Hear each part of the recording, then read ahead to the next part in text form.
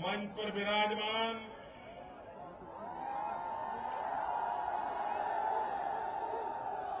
Bharatiya Janata party के प्रदेश अध्यक्ष श्रीमान नरेंद्र सिंह जी तोमर, हमारे वरिष्ठ नेता आदरणीय सुंदरलाल पटवा जी, आदरणीय कैलाश जोशी जी, राष्ट्रीय महासचिव आदरणीय रामलाल जी, श्रीमान अनंत कुमार जी, इस चुनाव में भारतीय जनता पार्टी के प्रत्याशी श्रीमान बाबूलाल जी गौर, श्रीमान उमाशंकर जी गुप्ता, श्रीमान आरिफ बेग साहब, श्रीमान विश्वास सारंग, श्री सुरेंद्रनाथ सिंह, श्री रामेश्वर शर्मा, श्रीमान विष्णु खत्री जी, मंच पर बैठे हुए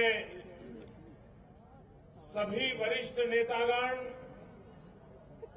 और विशाल संख्या में पधारे हुए भोपाल के प्यारे नागरिक भाई और बहनों,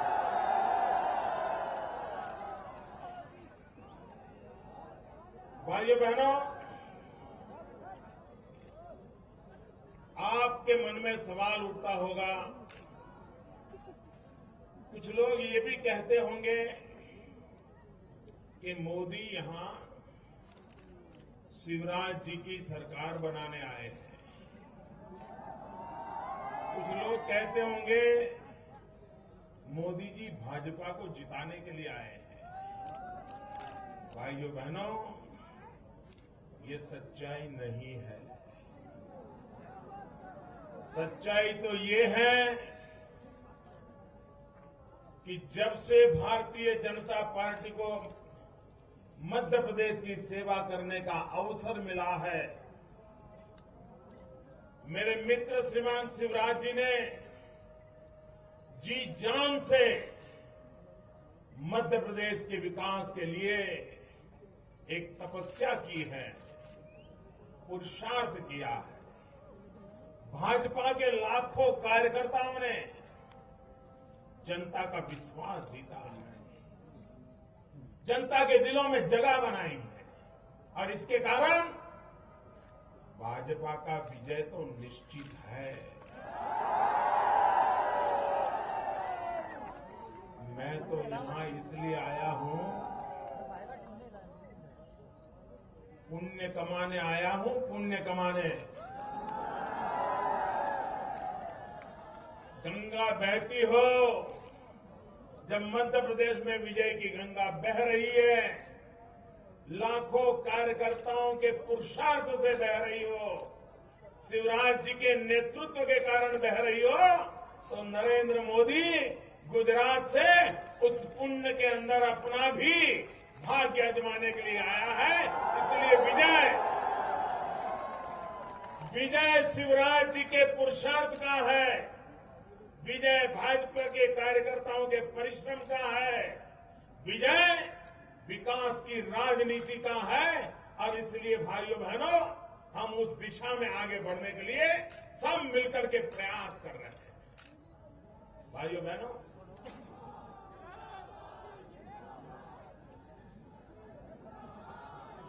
ये देश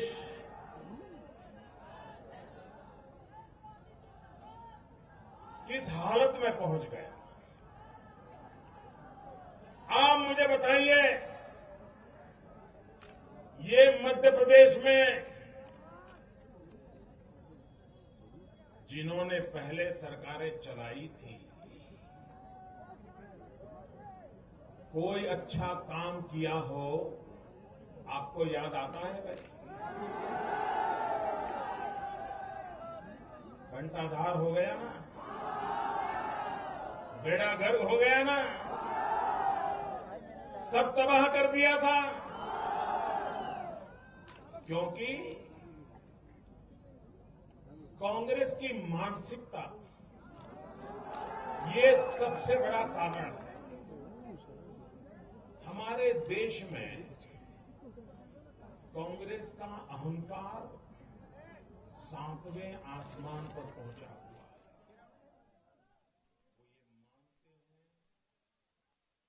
है। कि ये देश उनकी जागीर है। वो ये मानते हैं कि उनको मजबूरन इस देश की जनता को सर आंखों पर बिठाना ही पड़ेगा। उनको जनता की परवाह नहीं है। वो हमेशा पूरी शक्ति अपनी कुर्सी बचाए रखने में लगाते हैं या तो कुर्सी छीनने में लगाए रहते हैं। वे कभी भी जनता का भला करने के लिए, जनता के दुखों की चिंता करने के लिए कभी नहीं सोचते। अभी उन्होंने मध्य प्रदेश में चुनाव में वादों का ढेर लगा दिया है ना। ये मुफ्त में देंगे, वो मुफ्त में देंगे, ढीकना देंगे, फलाना देंगे, किया है ना। वादे किए हैं, कांग्रेस ने वादे किए हैं, मुफ्त में देने के वादे किए हैं। मैंने सुना कि उन्होंने कहा है कि वे गरीबों को 35 किलो गेहूं मुफ्त में देंगे, ऐसा कहा है। मैं जरा कांग्रेस के इन दिग्गजों से कहना चाहता हूं, मध्य प्रदेश में तो जब सरकार आएगी तब देखा जाएगा। आप एक काम करो, महाराष्ट्र में कांग्रेस की सरकार है,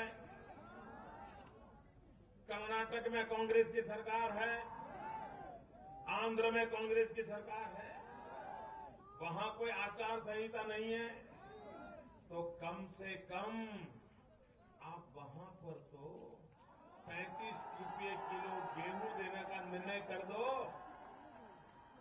तब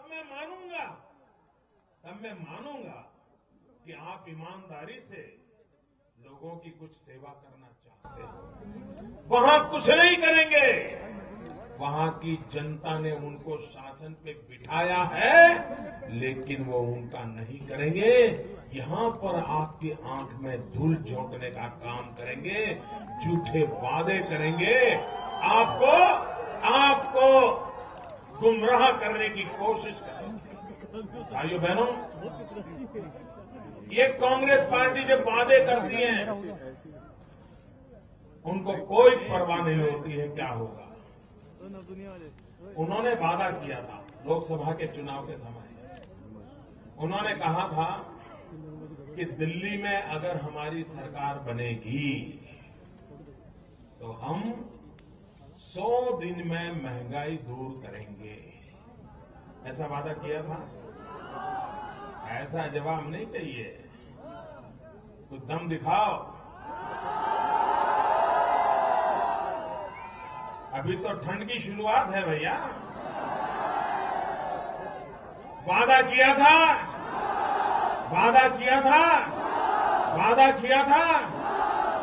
महंगाई कम हुई, महंगाई घटी, महंगाई बढ़ी। ये वादा खिलाफी है कि नहीं? आप उन पर भरोसा करोगे? मुझे इधर से भी आवाज चाहिए। आप उन पर भरोसा करोगे? जो आपको गुमराह करते हैं उन पर भरोसा करोगे?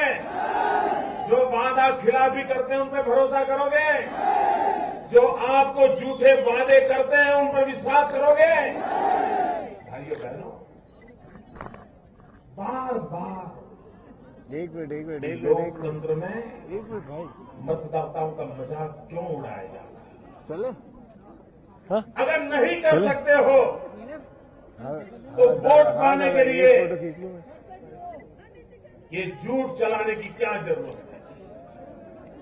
भाइयों बहनों, देश आजाद हुआ तब से आज तक अरे भाई हिलाओ नहीं। कांग्रेस पार्टी ने एक भी वादा निभाया नहीं है। वे सिर्फ आ गया ये फोटो। कुर्सी पर बने रहने के खेल खेलते हैं। और इसलिए मैं कहने आया हूं भाइयों बहनों कि आप इन पे भरोसा मत कीजिए। भाइयों बहनों, उन्होंने दूसरा कहा था, उन्होंने कहा था कि दिल्ली में हमारी सरकार बनेगी तो हम नौजवानों को हर वर्ष 1-1 करोड़ को रोजगार देंगे। मैं पूछना चाहता हूं नौजवानों, आप में से कोई है जिसको दिल्ली सरकार ने नौकरी दी हो?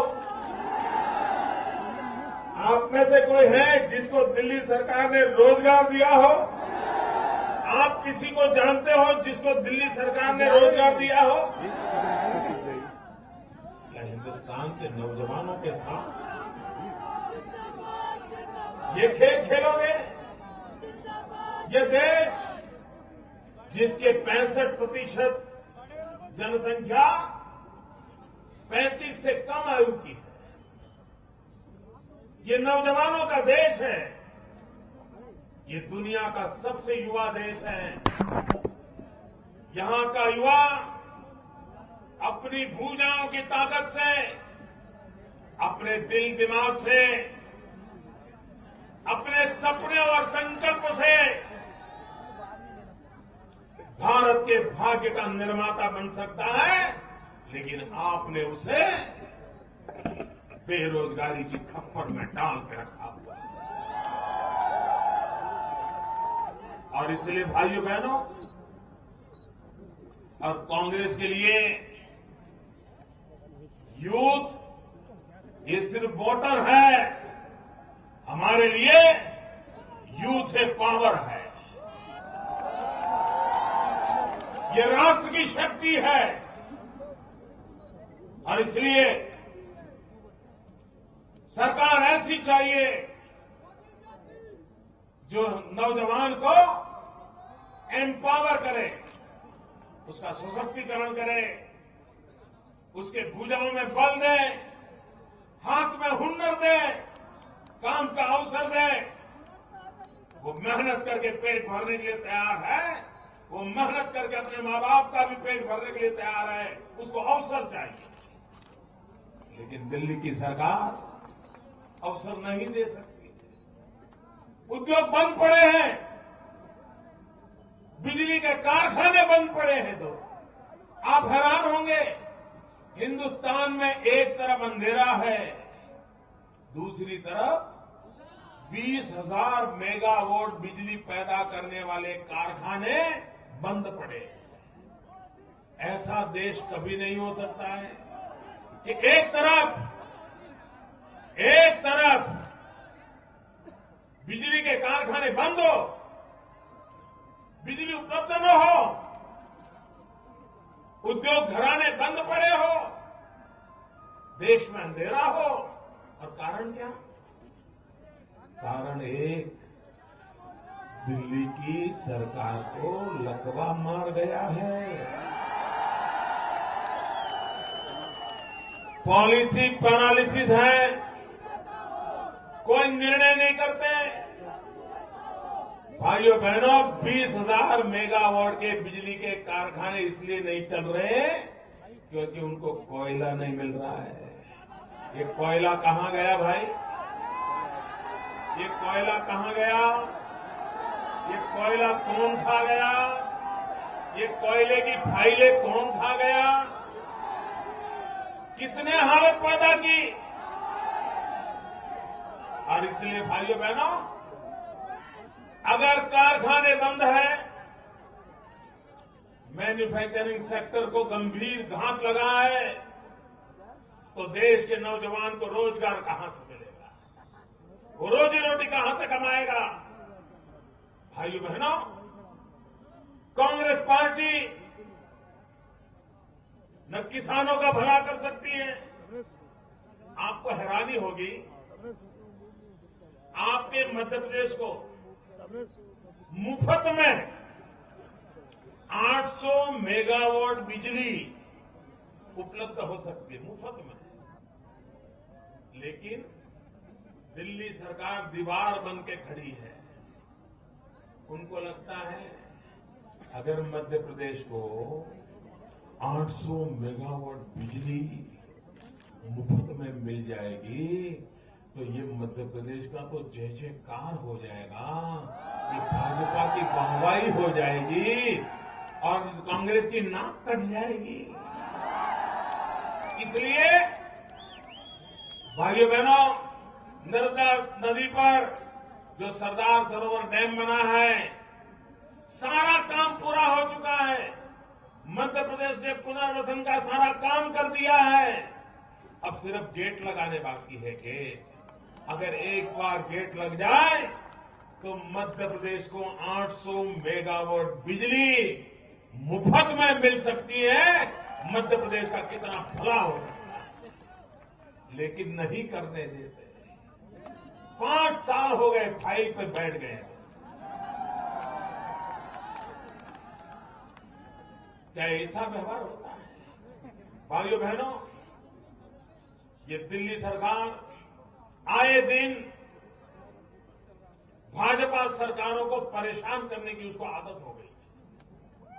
आप देखिए, मध्य प्रदेश में टूरिज्म के विकास के लिए बहुत संभावनाएं पड़ी हैं और शिवराज जी ने टूरिज्म क्षेत्र पर बल देते हुए कैंपेन का अभियान, एडवर्टाइजिंग का अभियान बहुत बढ़िया ढंग से चलाया। देश और दुनिया के टूरिस्ट यहां आए, बहुत संभावनाएं पड़ी हैं। लेकिन यहां के जो नेशनल हाईवे है, एक बार टूरिस्ट वहां आएगा तो दोबारा आने का नाम नहीं लेगा। क्यों? ये नेशनल हाईवे की जिम्मेवारी दिल्ली सरकार की है। स्टेट के रास्ते अच्छे हैं, यहां नेशनल हाईवे रिपेयर करने को तैयार नहीं है, इस पर खर्चा करने को तैयार नहीं है। क्यों? क्योंकि भाजपा सरकार है। आप मुझे बताइए भाइयों, आप हिंदुस्तान के नागरिक हैं? आप हिंदुस्तान के नागरिक हैं? आप दिल्ली सरकार आपसे दुश्मनी करे वो आपको मंजूर है? ये दिल्ली सरकार को आपसे दुश्मनी करने का अधिकार है? ये पाप कर रहे हैं।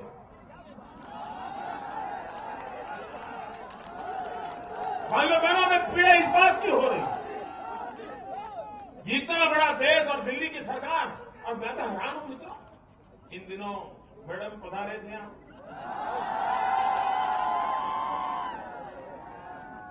चुनाव के पहले शहजादे भी आए थे।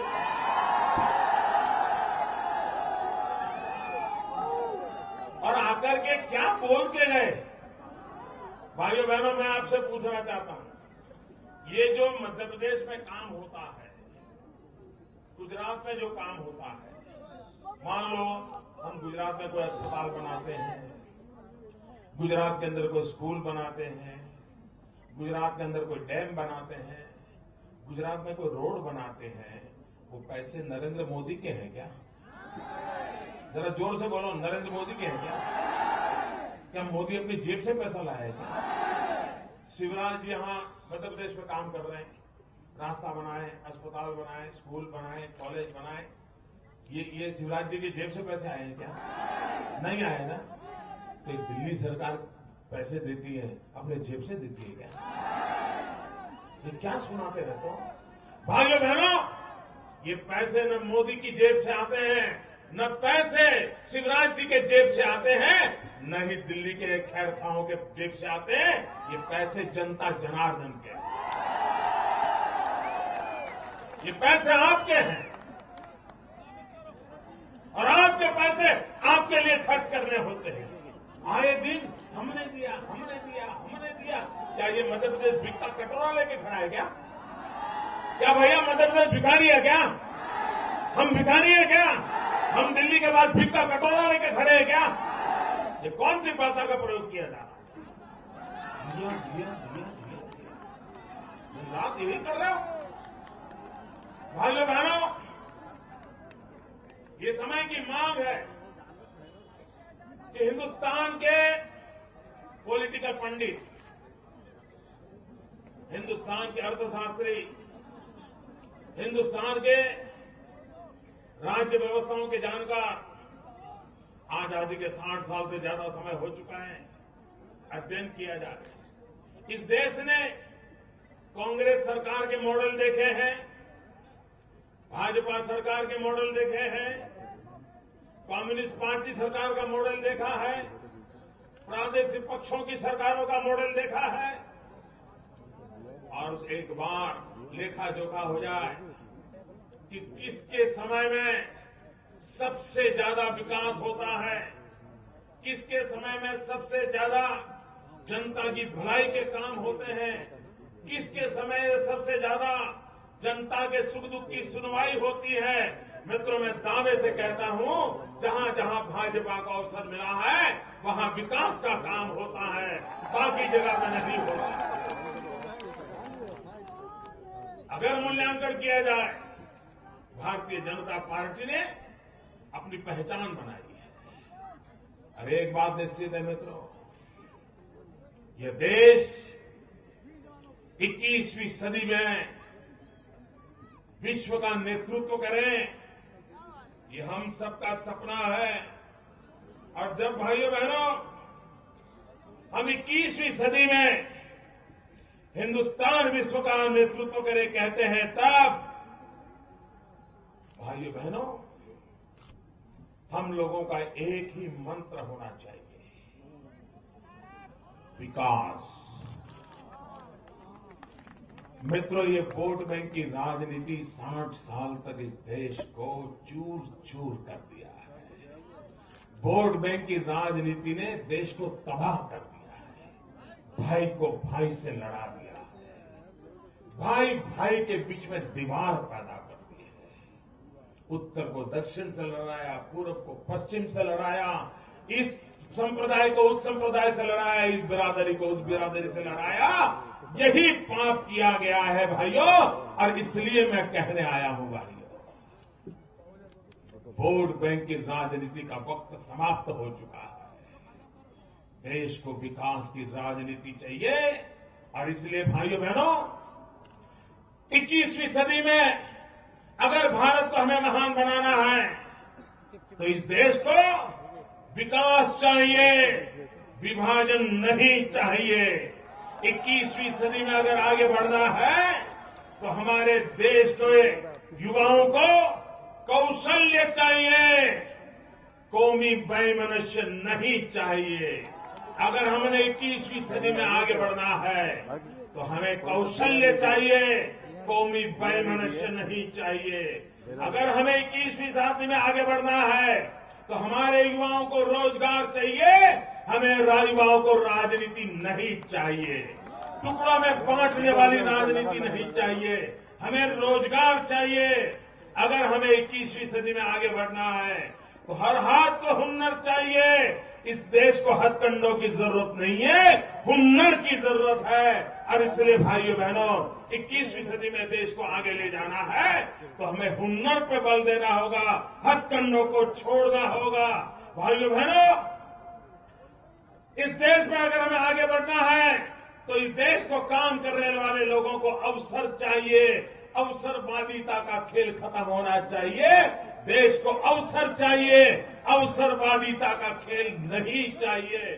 उस बात को लेकर के मैं आगे बढ़ना गए। भाइयों बहनों, गरीब आदमी को रोजी रोटी चाहिए, उसे जातिवाद का जहर नहीं चाहिए। भाइयों बहनों, लोगों को सुरक्षा चाहिए, संप्रदायवाद नहीं चाहिए। और इसलिए भाइयों बहनों, असहायों को सहारा चाहिए, असहायों को संघर्ष नहीं चाहिए। और इसलिए हमारा मंत्र रहा है सबका साथ, सबका विकास, सबको साथ लेकर के चलना। भाइयों बहनों, शरीर का एक अंग दुर्बल हो तो शरीर कभी मजबूत नहीं हो सकता। जैसे शरीर का हर अंग मजबूत होना चाहिए, वैसे समाज का भी हर अंग मजबूत होना चाहिए, राज्य का भी हर अंग मजबूत होना चाहिए, कोई अगर पीछे रह गया तो हम आगे बढ़ नहीं सकते। सबका साथ, सबका विकास, ये मंत्र होना चाहिए। लेकिन भाइयों बहनों, कांग्रेस की राजनीति ऐसी है कि वो आपको टुकड़ों में बांटती रहती है। और ऐसे लोग हैं, कांग्रेस की कार्यशैली कैसी है? पहले वो हाथ जोड़ते हैं, फिर हाथ मिलाते हैं, फिर हाथ दिखाते हैं, फिर हाथ आजमाते हैं और फिर हाथ की सफाई शुरू करते हैं। और इसलिए इनके ये हाथ के करामत को पहचानिए। ये देश को बर्बाद करने वाला हाथ है, इससे देश को बचाना होगा। और इसलिए भाइयों बहनों, कांग्रेस पार्टी ने उसकी जिम्मेवारी, हमारे गणतंत्र को मजबूत करें, हमारे लोकतंत्र को मजबूत करें। लेकिन भाइयों बहनों, कांग्रेस पार्टी ने गणतंत्र का इतना डिवैल्यूशन कर दिया, इतना डिवैल्यूशन कर दिया कि उन्होंने गणतंत्र को घरतंत्र बना दिया, परिवार का ही तंत्र बना दिया। गणतंत्र को जिन्होंने घरतंत्र बना दिया है, उनकी विदाई होनी चाहिए। ये कांग्रेस का कल्चर है, जिसने गणतंत्र को गणतंत्र बना दिया है। ये भारतीय जनता पार्टी का सपना है। हम गणतंत्र को गुणतंत्र में परिवर्तित करना चाहते हैं। और इसलिए भाइयों बहनों, मैं आपसे कहने आया हूं कि हम एक परिवर्तन की दिशा में आगे बढ़ना चाहते हैं। हम विकास के रास्ते पर आगे बढ़ना चाहते हैं। और विकास करने के सपने हो तो क्या कुछ नहीं हो सकता है। आपके मध्य प्रदेश में कृषि विकास में जो काम किया गया है, काबिले दाद है दोस्तों। हिंदुस्तान का कृषि विकास दर 3%, 4% के इधर उधर घूमता रहता है। शिवराज जी ने 13% से ज्यादा कृषि विकास दर करके हिंदुस्तान का पेट भरने का काम किया है। बहुत बड़ा काम किया है। बिजली का उत्पादन 50 साल में कांग्रेस की सरकारों ने किया, उससे डबल 10 साल में करके रख दिया। अगर विकास का मंत्र लेकर के चलते हैं तो कैसे काम होता है। भाइयों बहनों, डॉक्टर मनमोहन सिंह जी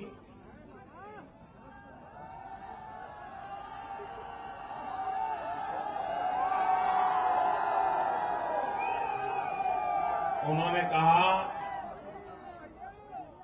कि भारतीय जनता पार्टी के नेता चुनाव की चर्चा को नीचे ले जा रहे हैं, नीचे।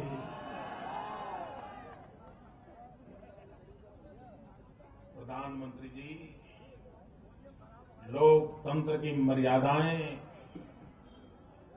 लोकतंत्र का गौरव रखने में हमारी पार्टी ने पूरी जिम्मेवारी के साथ हमेशा व्यवहार किया है। आपके नेता मेरी पार्टी के कार्यकर्ताओं के लिए जिस प्रकार की भाषा का प्रयोग करते हैं, जिस प्रकार के गंदे और गलीज शब्दों का प्रयोग करते हैं, भारतीय जनता पार्टी ने कभी अपनी शालीनता नहीं खोई है। हमने सार्वजनिक रूप में आक्रोश व्यक्त किया है। हमने सार्वजनिक रूप से लोकतंत्र की मर्यादाओं में रहते हुए जनता की आवाज को दिल्ली सरकार तक पहुंचाने के लिए जी जान से कोशिश की है। लेकिन वो लोकतंत्र में हमारा अधिकार है। आप इतनी सी बात कह करके छूट जाने की कोशिश कर रहे हो। प्रधानमंत्री जी, मैं आपको पूछना चाहता हूं, जब पिछला संसद चल रही थी, उस संसद के अंदर कुछ लोग नारे लगा रहे थे, चोर चोर चोर। आपको बुरा लग गया? आपने पार्लियामेंट में कहा कि दुनिया के किसी देश में प्रधानमंत्री को संसद में कभी चोर चोर करके कोई चिल्लाता नहीं है। नहीं चिल्लाते होंगे, वहां होता भी नहीं होगा। लेकिन प्रधानमंत्री जी, कोई ने आप चोर बोल दिया, नारा लगा दिया, आपका नाम नहीं दिया था, तब भी आपको बुरा लगा था। आपकी पार्टी के उपाध्यक्ष और जिनको आप भावी प्रधानमंत्री के रूप में देखते हैं और जिनके अंडर में काम करने में आपको गर्व होता है, जी घोषणा करते हैं, वे कह रहे हैं कि भाजपा चोर है। प्रधानमंत्री की भाषा किसकी है? इस भाषा में कौन सी शालीनता है? इस भाषा में कौन सी गरिमा है? ये देश की जनता जानना चाहती है। ये चुनावी संवाद को, चुनावी संभाषण को नीचे गिराने का पाप कौन कर रहा है?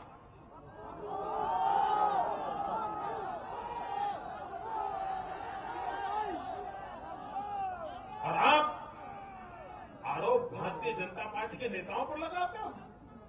आप मुझे बताइए भाइयों, क्या भारतीय जनता पार्टी चोर है? ये कोई उचित भाषा है? ये शोभा देती है उनको? क्या बोल रहे हो? और मैं कहता हूं, साझे देखो, आपने कहा है ना भाजपा चोर है। मैं आपके आरोप को स्वीकार करता हूं। आइए, खेल खिलाड़ी के घोड़े सवार हो गए। मैं आपके आरोप को स्वीकार करता हूं। हां, हमने चोरी की है। हमने चोरी की है, पूरी कांग्रेस पार्टी की नींद की चोरी की है। नींद चोरी, आपकी नींद हमने चुराई है और आप पूरी कांग्रेस बेचैन बन गई है, सो नहीं सकती है। उनको दिन में भी सपने आते हैं।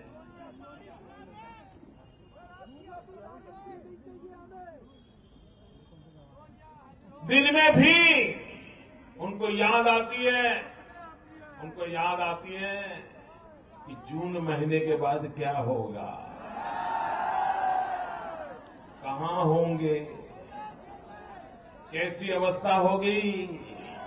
उनकी नींद हराम हो गई है क्योंकि आपके पापों का घड़ा भर चुका है। भाइयों बहनों, इस देश में गरिमा और मर्यादा की बात करने वाले प्रधानमंत्री जी, आप जब अमेरिका में थे, हमने तो आपकी इज्जत को हाथ नहीं लगाया था। हमने तो आपकी इज्जत में हाथ नहीं लगाया था प्रधानमंत्री जी।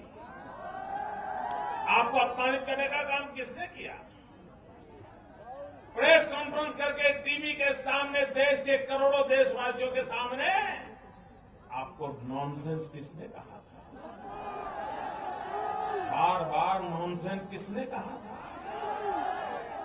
अरे कैबिनेट ने जो निर्णय किया, उस कागज के टुकड़े को फाड़ दो, एक पूरी कैबिनेट का अपमान किसने किया? लोकतंत्र की मर्यादाओं को किसने तोड़ा था? चुनी हुई सरकार का अपमान किसने किया था? देश में गंदी भाषा का प्रयोग किसने किया? आप ही की पार्टी के लोग कर रहे हैं।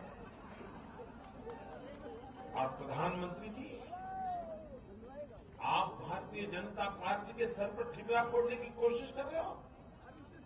यह देश आपकी इन बातों को कभी स्वीकार नहीं करने वाला है। आज देश महंगाई के कारण, भ्रष्टाचार के कारण, कुशासन के कारण तंग आ चुका है।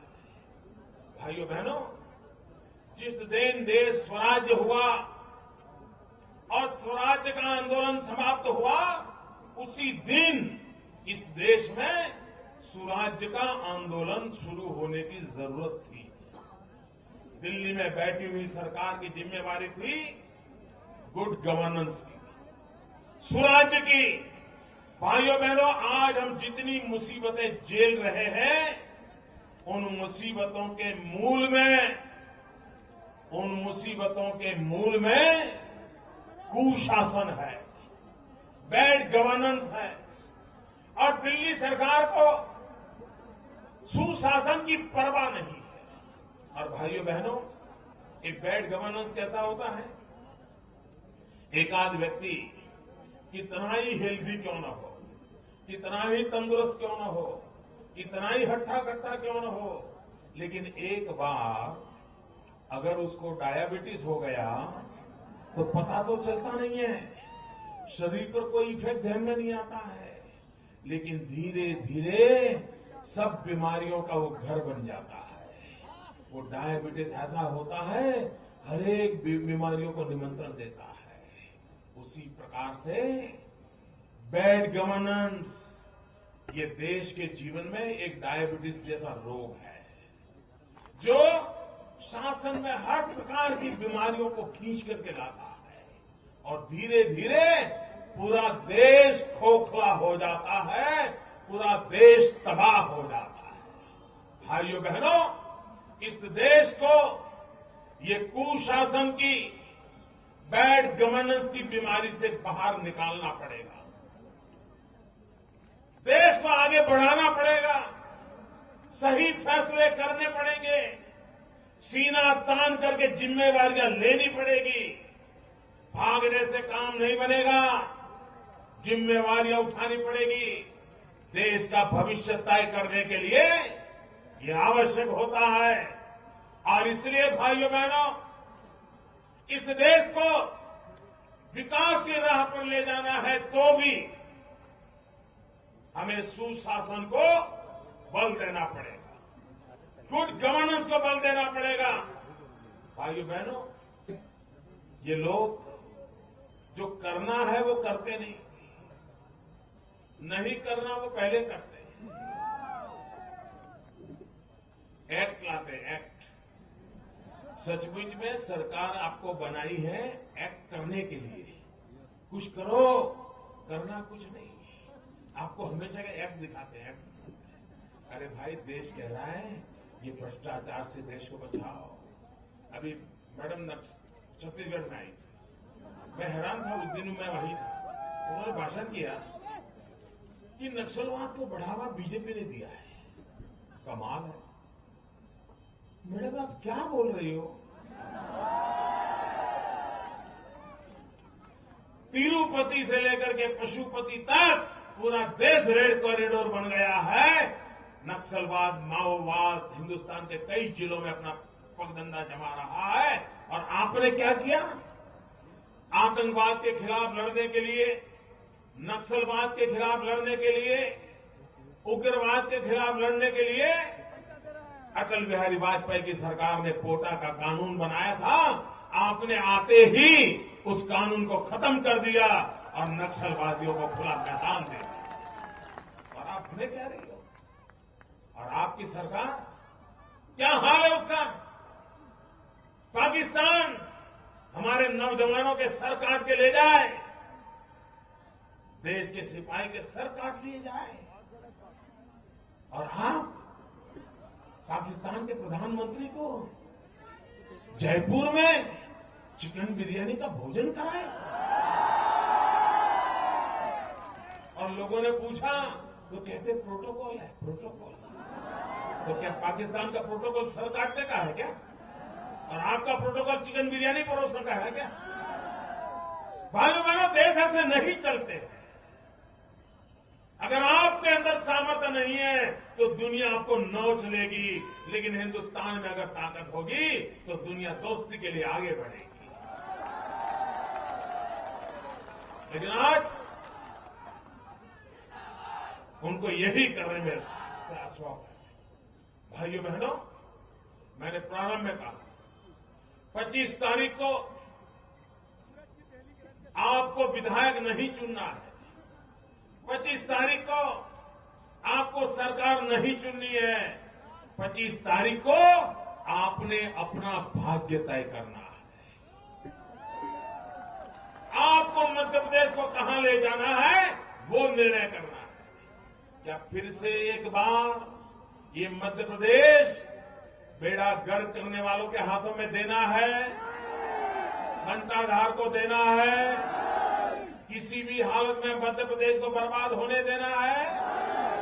भाइयों बहनों, आज जो गुजरात के विकास की यात्रा की चर्चा हो रही है ना, इसके अनेक कारण हैं। एक महत्वपूर्ण कारण यह है कि गुजरात की जनता ने बार बार भाजपा में विश्वास व्यक्त किया है, बार बार विश्वास व्यक्त किया है। उसके कारण राजनीतिक स्थिरता है, उसके कारण नीतियों में गति है, काम में प्रगति है। मध्य प्रदेश में भी आप तीसरी बार सरकार बना के देखिए, हम मध्य प्रदेश को कहां से कहां पहुंचा देते हैं। भाइयों बहनों, ये 10 साल शिवराज जी को बड़े कठिन गए हैं, बड़ी मुश्किल से गए हैं, क्योंकि एक तो घंटाधार में सारा गड्ढा करके गया था, और दूसरा दिल्ली की सरकार आए दिन रुकावटें डालती है, काम करने नहीं देती। उसके कारण उनको प्रगति की यात्रा में दिक्कत आती है। भाइयों बहनों, अब 200 दिन की बात है। 200 दिन के बाद दिल्ली में भी सरकार बदलने वाली है। दिल्ली में भी बीजेपी की सरकार बनेगी। आप कहो भाइयों, दिल्ली में भाजपा की सरकार हो, मध्य प्रदेश में भाजपा की सरकार हो, आपको तो 2-2 हाथ में लड्डू है। अगर यहां पर बीजेपी की सरकार हो और दिल्ली में अनुकूल सरकार हो, तो ये काम डबल गति से होगा कि नहीं होगा? तेज गति से मध्य प्रदेश आगे बढ़ेगा कि नहीं बढ़ेगा? मध्य प्रदेश नई ऊंचाइयों को पार करेगा कि नहीं करेगा? इसलिए भाइयों, सवाल 200 दिन का है, गलती मत करना, किसी को गलती मत करने देना, और इस देश को कांग्रेस मुक्त भारत बनाना होगा। भाइयों बहनों, महात्मा गांधी का रास्ता हम सबको मंजूर है। गांधी की इच्छा पूरी करना इस देश के हर नागरिक का कर्तव्य है। कल प्रधानमंत्री जी ने भी कहा था कि हम महापुरुषों का नाम देते हैं तो उनकी बातों का आचरण भी करना चाहिए। कल ही बोले हैं, प्रधानमंत्री जी ने कहा है कि महापुरुषों ने जो कहा है उसका आचरण भी करना चाहिए। महात्मा गांधी की इच्छा अधूरी रह गई है, उसको पूरी करना है। करोगे भैया? महात्मा गांधी की इच्छा पूरी करोगे? स्वयं डॉक्टर मनमोहन सिंह जी ने कहा है कि महापुरुषों की इच्छाओं, उनकी बातों का आचरण करना चाहिए। करोगे? मनमोहन सिंह जी ने कहा है तो मुझे भी करना चाहिए। महात्मा गांधी ने कहा था, इस कांग्रेस को बिखेर दो। करोगे? महात्मा गांधी ने कहा है कांग्रेस का काम पूरा हो गया, उसको खत्म करो। खुद महात्मा गांधी कह के गए हैं, वो काम पूरा करना चाहिए कि नहीं करना चाहिए? करोगे? भाइयों बहनों, मध्य प्रदेश की धरती से ये कांग्रेस नाम की पार्टी को उखाड़ के फेंक दो। प्रधानमंत्री जी ने जो कहा है उसको पूरा करके दिखाओ। भाइयों बहनों, हमें देश को आगे ले जाना है, और जब हम देश को आगे ले जाने की बात करते हैं तब हमारे मन में साफ है, हम ये साफ मानते हैं कि हिंदुस्तान का, इस देश की सरकार का जो दिल्ली में बैठती है या राज्य में बैठती है, सरकार का एक ही मजहब होता है और मजहब होता है इंडिया फर्स्ट। सरकार का एक ही धर्म ग्रंथ होता है, वो होता है भारत का संविधान। सरकार की एक ही भक्ति होती है, वो भक्ति होती है भारत भक्ति। सरकार की एक ही शक्ति होती है, वो शक्ति होती है 125 करोड़ भारतवासी। सरकार की एक ही कार्यशैली होती है और वो कार्यशैली होती है सबका साथ, सबका विकास। इस मंत्र को लेकर के हम आगे बढ़े। आप सबको बहुत बहुत शुभकामनाएं। भारत माता की, भारत माता की।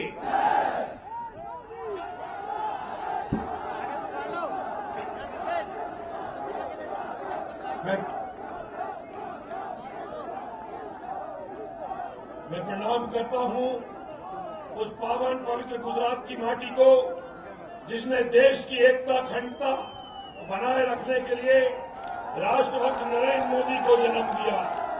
आज भोपाल वासियों को भारतीय जनता पार्टी के भावी प्रधानमंत्री नरेंद्र भाई मोदी ने देश की वर्तमान मौजूदा राजनीतिक हालत परिस्थितियों के संदर्भ में बताया। मैं इस अवसर पर माननीय नरेंद्र मोदी जी का आभार व्यक्त करता हूं। मैं इस अवसर पर आभार व्यक्त करता हूं भारतीय जनता पार्टी के राष्ट्रीय संगठन महामंत्री आदरणीय रामलाल जी का। मैं आभार व्यक्त करता हूं भारतीय जनता पार्टी के राष्ट्रीय महामंत्री मध्य प्रदेश के प्रभारी अनंत कुमार जी का, जिन्होंने कार्यक्रम में उपस्थित होकर कार्यक्रम की गरिमा को बढ़ाया। मैं आभार व्यक्त करता हूं भारतीय जनता पार्टी के राष्ट्रीय उपाध्यक्ष आदरणीय प्रभात जी भाई साहब का, जिन्होंने कार्यक्रम में उपस्थित होकर कार्यक्रम की गरिमा को बढ़ाया।